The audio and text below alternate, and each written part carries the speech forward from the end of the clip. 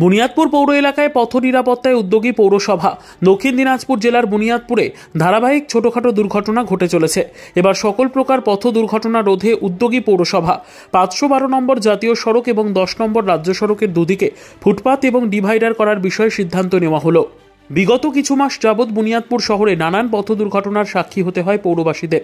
নতুন বাসস্ট্যান্ড চত্বরে দুর্ঘটনায় প্রাণ হারান এক শিক্ষিকা। এরপরই বুনিয়াদপুরে পৌর প্রশাসক কমল সরকারের তত্ত্বাবধানে নাগরিক পথ সভায় উদ্যোগী হল পৌরসভা। পৌরসভা সূত্রের খবর, 10 নম্বর রাজ্য সড়কের মোটরকালী মন্দির থেকে বুনিয়াদপুর চৌপথি এবং 512 নম্বর জাতীয় সড়কের দুই পার্শ্বে পথ চলতি মানুষদের সুবিধার্থে ফুটপাত নির্মাণ করতে চলেছে বুনিয়াদপুর পৌরসভা। ইতিমধ্যে এই বিষয়ে গঙ্গারামপুর মহকুমা শাসক এবং জাতীয় এবং রাজ্য সরকারের ঊর্ধ্বতন কর্তৃপক্ষের সঙ্গে বৈঠক করেছে বুনিয়াদপুর পৌরসভা।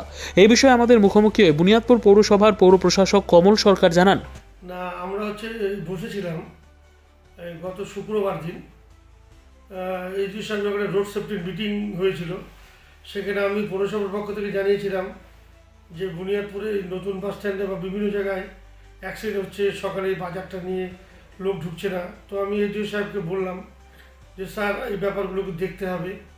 এই যদি আমরা দুই দিক থেকে বেরিয়াল করে দিয়ে নিয়ে যেতে পারি, আপনার পীরতলা থেকে বাস স্ট্যান্ড অবধি, এদিকে নতুন পার্ক অবধি, তাহলে ভালো হয়। এডিও সাহেব তাকে সহমত পোষণ করে বললো যে ভালো প্রস্তাব দিয়েছেন, চলো এই স্পটগুলো ভিজিট করি এবং অটো স্ট্যান্ডটা যে নতুন বাস স্ট্যান্ডের সঙ্গে আছে সেটাকে একটা কর্মসূচিতে ওই জায়গাটা ফাঁকা আছে, সেই জায়গায় আমরা শিফটিং করার একটা পরিকল্পনা নিচ্ছি।